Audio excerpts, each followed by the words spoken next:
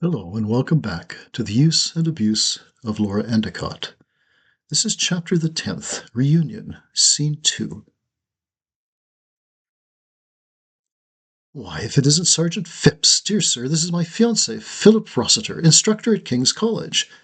Good heavens, sir, I'm delighted. Temporary instructor, apprentice instructor, Philip replied, giving me a look that told me I was in trouble, but that in a gentle manner. We had found ourselves within the same carriage after alighting from the London train. "You are journeying back to ArleMont, then?" Phipps asked. "Why, yes, of course. I reunited with Mr. Rossiter in London, as he had returned from his studies in Paris only 4 days ago." "My word, Paris! That is a place I have often wondered about." "These days it is easy enough to travel there." Philip was amiable, but he must be wondering how on earth I knew the officer at all, and indeed, since I did so, what, in turn, that might imply. "The ferry from Dover, I take it." "Quite so, and it is inexpensive, as they perform several runs a day, don't you know. But I dare say the French side of the equation is not near as polished as is our own. Their idea of a railway is 2 decades gone west, I would think." That does not somehow surprise me. This cheery conversation continued apace between the two men, and I let it continue. A malingering miasma had slowly made its appearance. Beginning when I had deported myself from the train carriage, it was gradually growing in strength the nearer our trap came to the estate. Upon the London road now, I had tried to set my features and breathe deeply, but it was no use. I had to ask, "What then brings you yourself to ArleMont, Sergeant?" "Well, a curious thing. The inspector told me he was headed out there to follow up on some inquiry for which I was not present. One of the maids, I gather, was due at her family home for some event, and her mother had approached Inspector Mudge about her unexplained absence. I spoke to her myself earlier this afternoon, and she told me she was giving up on Cambridge and pursuing her search elsewhere." "Oh, dear. I myself met the woman in question as I was about to leave for London." "Is that so? What, then, can you tell me about her and her own inquiries?" This was the very devil, after all, and thus I had to question whether or not my appraisal of Olivia as not actually being such a figure was indeed quite correct. That said, this specific issue was not about her at all, but rather wholly upon myself. I had no real dealings with her daughter, the housemaid Martha, so what I told her mother I had heard only twice told, as it were. Not from her own lips, in other words. No, nor even close to it. None of my business, of course, and, at least according to the usual custom, beneath my own position as governess. Certainly, yes, assuredly. In fact, I did not confide in either of you precisely along those lines. You, sir, at the university, and yourself, Miss Endicott, in your position. None the less, my good fellow, you are a detective, and we are, of course, and thus, at your service. This from Philip, by God! My heart soared, even as my conscience drooped. I then reiterated what I had told the maid's mother. None of it true, and not even within stellar distances of being true. But Phipps shrugged it off. "Well, that is not at all the chief concern for my coming out with you in any case. The inspector left the station early this morning, and it is now almost tea, and there has been nothing from him. It is a mere 20-minute ride, as you know, and we are ourselves entering the gates as we speak." So we were. Philip was keenly looking at the ancient pillars and the remains of the wrought iron gates set into their imposing stonework. But that would be the very least of it for him. He would pore over the great house and its environs like a schoolboy archaeologist. I would show him the two passages, the second for now known only to myself and the Lady Miss. And as we pulled up at the front entrance to be greeted with all due haste and cheer by Hargreaves himself, I found myself oddly lighter in bearing. "In my transcendent ardour for your very being, goddess, did I happen to propose to you, and thence forget I had e'er done so?" Philip had bent himself right to my ear and whispered this with whimsy into it. I could not help but flush up a little and hissed at him in return. "I do believe there are still a few canes up in the schoolroom." Then I winked at him, and he grinned out to the world, looking back ahead of him. But he would know that it was far better to simply be engaged, even if we had not, in fact, formalized such in the eyes of others. That said, I had also, in fact, scoured the entire house, collecting every last instrument of discipline I could lay my hands upon, from the obvious to the obscure, and either thrown them out with the trash or burned them in the coal furnace. I desired that there be no outward reminder to the girls of their previous bondage, hoping in so doing to free themselves mentally therefrom. It was, for now, a hope in progress, but I refused to believe that it was but forlorn. "Why, Phipps, my good man, I am pleased to see you again. Your superior showed his face early this morning, in fact. Has he sent you now to follow up in his place?" The manager and the sergeant had become fast friends, though differing vastly in age and experience. "In a sense, I suppose he has. By his very absence he bids me onwards, dear sir. But you say he did not come into the house?" He did not, though of course I invited him to do so. I thought it a little odd, but then again I am no policeman. Oh, my goodness, forgive my distracted manners, sir. This, of course, was directed to Philip, who bowed to Hargreaves. This unexpected courtesy nearly bowled the manager right over. His eyes darted to me, and I gave him one of my best smiles. Hargreaves was the pillar of ArleMont, with a tenure outstripped only by those we had just passed through. I was so grateful for him and his ageless presence, and that in turn made me feel like I might possibly endure whatever was to come. For Sarah did herself depend upon her father's right hand far more than had he needed to do himself. Even Olivia gave him his due, if at a distance. It was so, completely and transparently, because he had never sided with anyone else in the household when the daughters had been mistreated. He had even helped cover up the murder of the governess, though, as noted more than once, he had done so in a state of utter naivete. But Sarah, for one, might well have thought that his misplaced loyalty to her father would be readily ported to she herself, and it seemed that she had been correct in her silent surmise. "Come in, then. I shall send Smithy for your bags." Yes, the new valet. I was myself still memorizing even the names of all the new staffers, though they in fact numbered few. The cuisine had, since the changeover, been quite excellent, and I had actually missed dining with the daughters each evening during my short stay with Philip. But now the four of us might be expected to dine at least every second evening, as was customary. It would be forever now no burden, since tete-a-tete was the order of the day for Philip and I. No doubt the two sisters would gain as well, though I hesitated to imagine what the nature of their intimate conversations might be, given my misadventure at the library door. "My darling, I wonder if you should be satisfied with the rooms I have thus far inhabited." We had reached my doors, and Smithy bustled up behind us and then straight through, setting our bags down in a heap. And speaking of better adventures, Philip was a true adventurer, at least in one sense. He travelled very light indeed. In part, it was due to the fact that he had led the bohemian life of a student, but this was not the whole story, I knew. He envisioned me as the hero's companion at one level, the authentic heroine in her own right on the other. He wanted our life together to become one grand adventure, and in this he was the better prepared to face ArleMont and its intrigues than was I, even now. If only that could be demonstrated beyond any doubt to the girls, and especially to Olivia. "Thank you, Mr. Smith." I dipped to him, and he coloured up. "Oh, miss, it's just Smithy. Yes, indeed, sir." He bowed himself out to the both of us, clearly highly embarrassed that I, in my position, and that aside from my supposed beauty, should condescend to gift him such a courtesy. But after all, I was not the lady of the house, and Philip again winked at me, tacitly telling me that I was yet in line for something or other. "Philip, I do not wish to appear obstreperous, but I had in mind that we should immediately fling ourselves down upon the much superior linen of my chamber, but this inappropriate idea, given the time of day, was instead sidelined by the sudden appearance of the lady herself. "Mr. Rossiter, we have yet to be introduced. I am Sarah Montfort, the Lady Miss Montfort, I should say." Sarah was clearly vexed about something, and had, equally transparently, desired to speak of it to me alone. Philip bowed fully to her, and took her hand in his own, raising it up toward his lips in time-honoured, if wholly archaic fashion. For her part, Sarah dipped low and bowed her head to him. My eyes had widened a little at this byplay. "Laura, I am so relieved you have returned. These 3 days have been, well, perhaps it is better not to speak of it, but the sergeant is asking after you both, and Hargreaves is set to go abroad with him. I beg you both now to accompany them and report, directly to me, whatever it is they may find themselves doing." I hastened to change dress, but then thought the better of it. "Sarah, my goodness, we are both wholly and utterly at your service. We shall sail immediately for farther shores." "The farthest," Philip added, with a gentle smile. Sarah was obviously taken with him. He was, of course, handsome, just as Olivia, in a completely different light and context, had suggested to her. She dipped again, which was entirely unnecessary and also beneath her station. Then she trotted off, looking like the mere girl that she, in a kinder and gentler world, should still have been. Don't crucify me, my love, but I do not think I have ever set eyes upon fairer." As I had predicted, but there was no danger there. I knew that to my soul. "No need to mince your words, scholar." I needled him then. "Who exactly is this Phipps fellow?" "Oh, the local inspector's bagman, as they are apparently called in the vernacular, both of the Cambridge constabulary. Mudge is himself a most worthy opponent." "Humph, why opponent? Oh." Philip now rolled his eyes at me in most adolescent fashion. I gave him a bit of a glare in return, but then we kissed. And for some time I could not kiss him in times like this, and indeed at the drop of any hat, as it were. That and the more, as my original suggestion told. Yet we chastised ourselves for our dilatory response, and rushed back down the stairs and into the open air. Spring was arrived, and in more than one way. Given that the inspector never actually came into the house, as I stated before, it seems that we should search the grounds, Hargreaves stated, looking the three of us over. For just the minutest moment, I thought that he too was engaged in subterfuge, but I summarily dismissed it.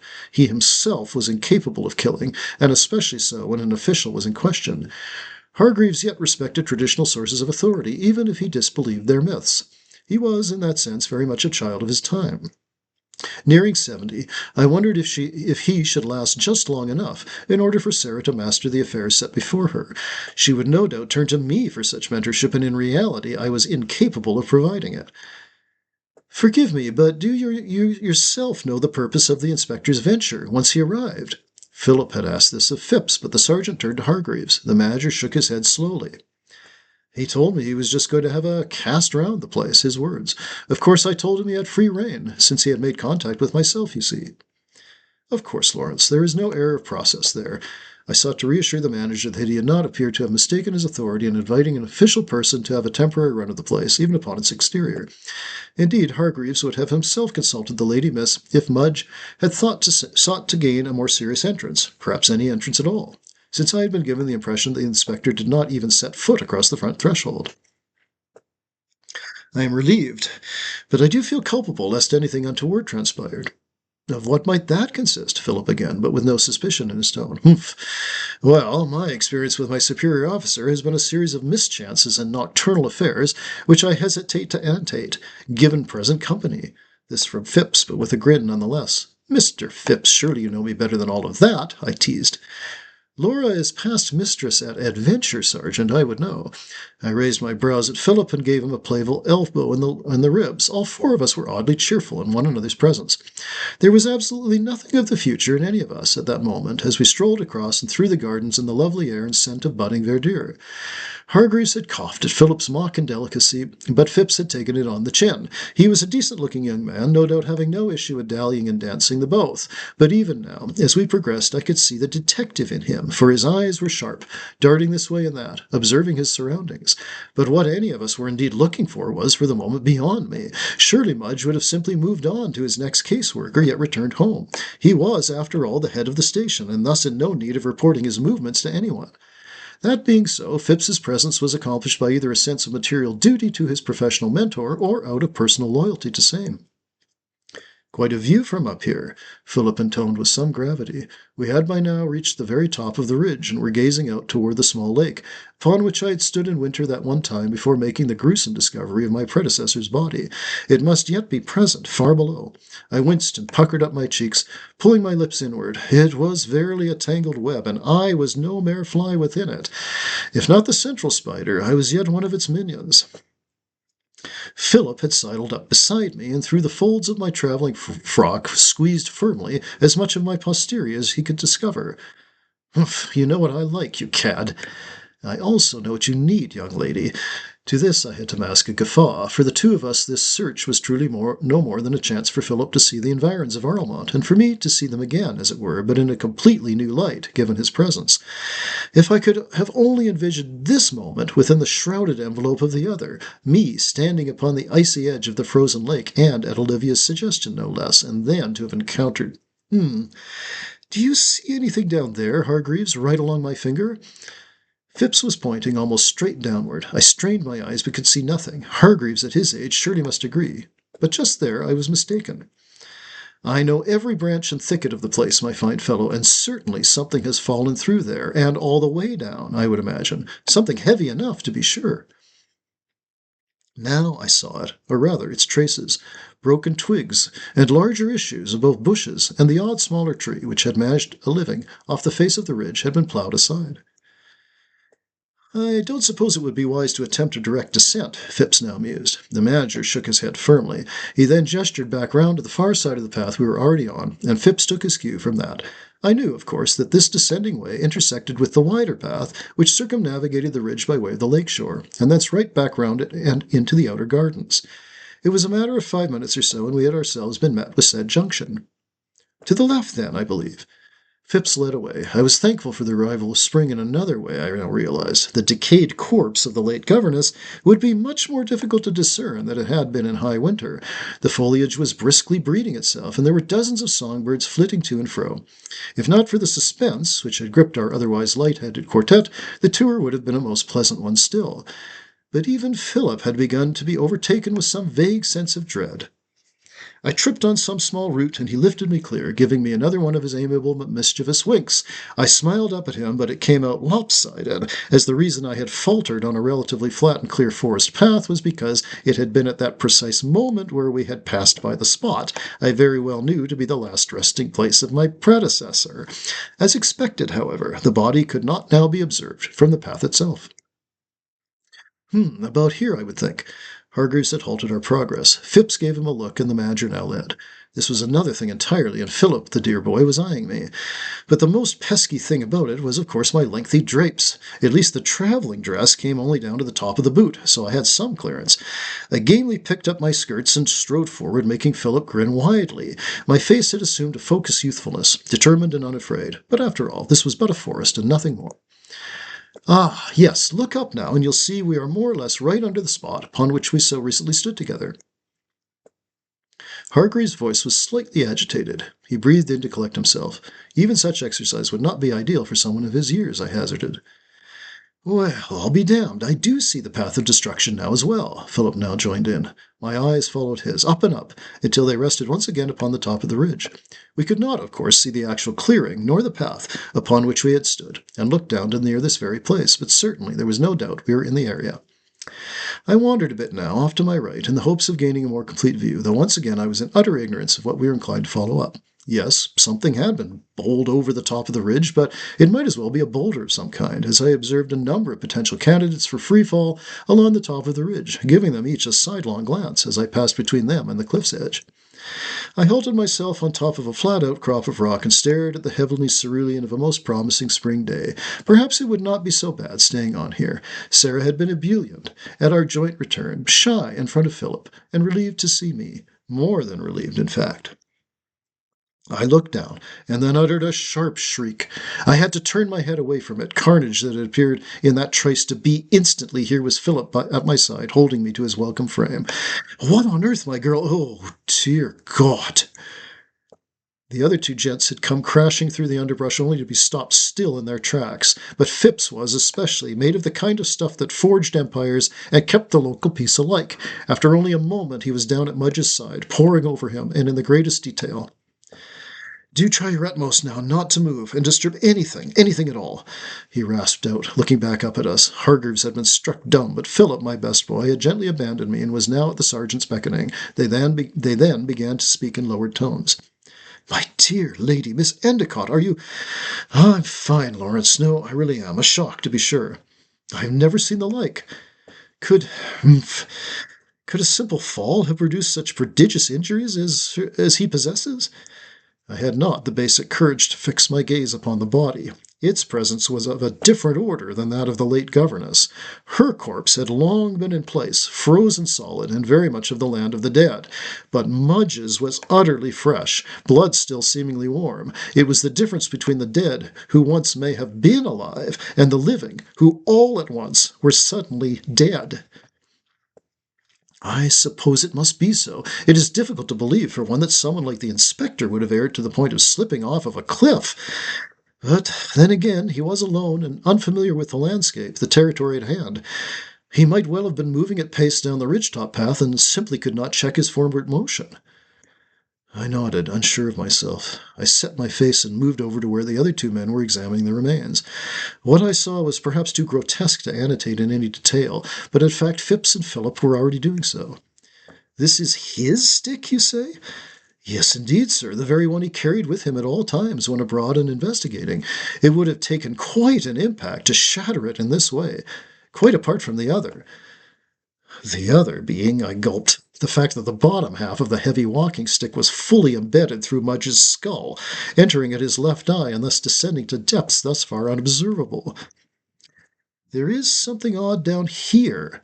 Philip had now turned up the right leg of Mudge's trousers, only to reveal a chaos of flesh and ligature, as if some animal had beset the knee. Phipps was now investigating the injury, his nose within a hair of touching said chaos. It's as if something has dug round inside here. No, that cannot be. It must have occurred during his fall. His leg got caught up in a branch or such like, twisting it out and around, and gouging out its socket, you think? Philip was more than capable of straight-spokenness, given called-upon conditions. This, too, was a sure sign he was trustworthy, and I felt my love for him rise to the occasion, watching him in this situation. He had been flummoxed at my dismay, but indeed had shown none of his own. Yes, he was a true man, forgive the expression, and thus a noble one. But I already knew as much, and I now chided myself for allowing a sentimental distraction to remove me from the gravity of the affair at hand. Mudge, too, was a good man, so far as I knew. He had matched wits with Olivia, no less, and had given her no sense that he was thus outmatched. By gods. This is damnably bad fortune, old chap, hey? Philip had now embraced the sergeant for a moment. This affection between two men was foreign to me, but I realized it too as part of their shared nobility. Phipps had been stoic enough, but now he was shaking ever so slightly in the face of the loss of whom must not only have been his mentor, but also his friend. I shed a tear for him, and then wiped my cheek clear. The two of them were presently back at it. He must have tried to stay his fall with his stick, snapping it by doing so, and then enduring this grievous injury as the lower half of it came up to meet him. I can envision that easily enough, though it is not an easy vision. Now Hargreaves joined their conversation, and I was left alone for the time being. It was a grace, even so. I wondered if Mudge had himself seen the body of the governess, but from atop the ridge. In his haste to investigate, he slipped and fell, perhaps imagining that he could make a beeline for her body and thus on down the escarpment. That, on the face of it, was the most likely explanation. A man with his experience and skill, who had no doubt seen all kinds of topography over the course of his official adventures, would not have fallen simply by inattentiveness. No. He must have been distracted, and in a manner engrossing enough to overstep his abilities, for surely only a mountaineer would chance descending, or, for that matter, ascending, the stiffly hewn ridge which continued to tower above us. I then, with some shame, realized that I could not very well proffer my theory to the others without there then being an investigation of the surrounds, which would certainly turn up the other older corpse. That was a bad moment indeed. I shook my head at myself, then, in a bit of a pet, stomped and stumbled off and back to the main path. Philip followed me with his eyes, but did not come after me. The three of them could presumably lift Mudge clear and out of the brush, and then we should send for help. In fact, that is what Philip must have assumed I myself was turning away to do. Would it truly be fatal to reveal the governess? No, for she might well have simply fallen, just as had Mudge himself. Verily, I made up my mind then and there. I would pretend to have simply, and just the now, myself discovered her corpse, and thus my suggestion would carry the more weight to it. I waited an appropriate time, wading in towards her body, but not reaching right on top of it, to make it look like I was furthering the wider investigation. I then sought to push my way back to the men directly, but found it too overgrown to be a viable option. I thus turned back, and thence once again upon the path, trotted the few tens of yards to our previous entrance, coming up to them as they were looking to be about to remove Mudge from the place of his landing. "I think I know what occurred," I announced simply. The three of them were immediately transfixed. I thought to widen the sphere of our search, and I found a rather grim reward in doing so. There is a second body, yes, perhaps 30 yards over to our left now, but to our right, if we had stood where we suppose Inspector Mudge was standing atop the ridge. His professional and veteran eyes saw what we might not, given the new growth of foliage. Their body! My gods, that would have to be it, then. Nothing else would have distracted the inspector, so that he made the error of assuming he could descend directly to it. Phipps was utterly convinced, as I had surmised he would be, and yet this must be, in fact, what had transpired, must it not? I carefully stepped back out, allowing the three men to port Mudge's broken form out and onto the path. The shattered stick had been removed, thank God. "Your fetching frock, my love." Philip gave me a grin in spite of it all. "Tear it from me, master, especially now." I gave my hems a rueful glance, but this was the very least of it. Now there would be questions. Phipps would desire a complete inventory of my predecessor's lot, and I knew nothing thereof, other than she was a bestial abomination upon the wider humanity and its evolutionary project. Mudge had been set down with dignity and respect. I myself sang silently a small orison to him, though I could not do so with a clear conscience. I cannot now do anything with a clear conscience. No, that is not quite true. I can still love Philip, freely, indeed, with a liberation that soars far above anything this world might launch in our direction. A few moments more, and I found myself shredding yet more of my dress and its ridiculous skirting and leading the others to this second space of mischance and indeed, at least in this previous case, misdeed. Good Lord, well, this person has been here quite some time. Phipps was the first to speak, though I'd beheld the eldritch vision before now, of course. The detective moved right atop the corpse and began to pick through it. It had thawed nearly through by now, with the oncoming warmth of the change of season, and a faint odor had arisen therefrom. Who could this have been, Mr. Hargreaves?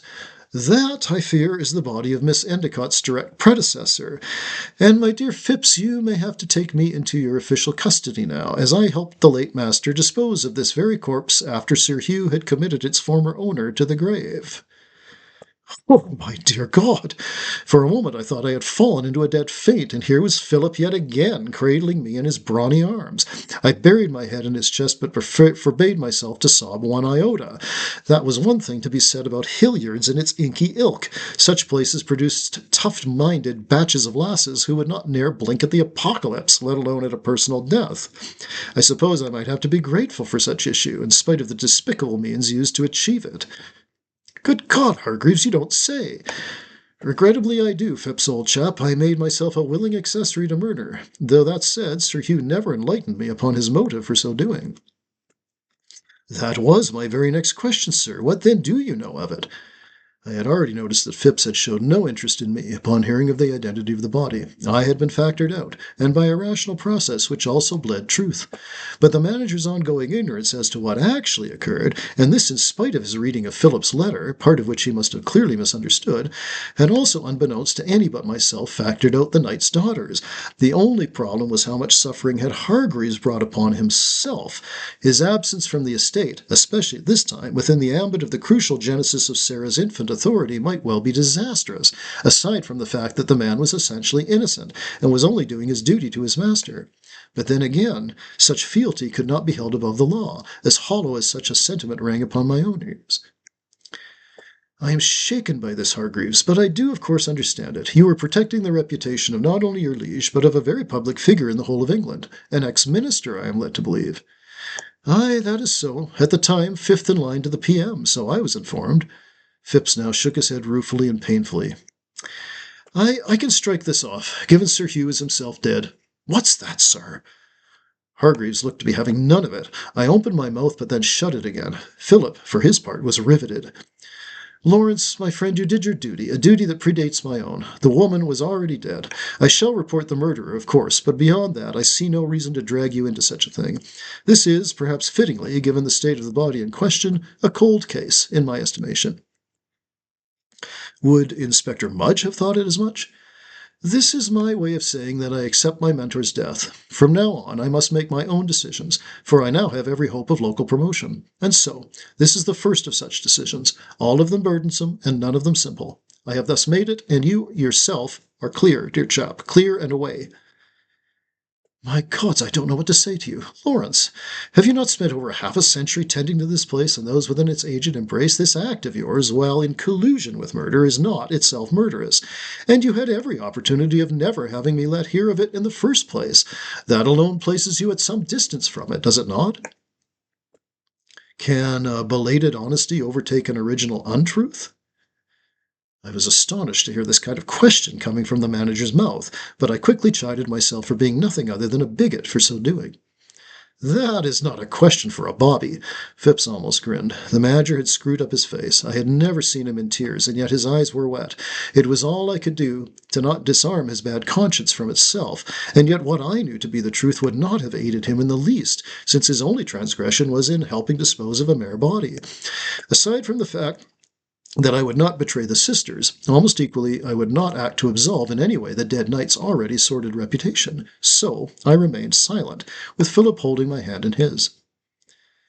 It was a simpler matter extracting the second body from the underbrush, as it was far lighter and almost skeletal, with its copious dresses, held the vestigial sinews, tendons, and as well the bones together in a macabre bundle. Phipps and Hargreaves laid it out at a short distance from Mudge's, and the four of us then stood on the path there for a moment, perhaps contemplating the human condition in all of its glory and vainglory alike.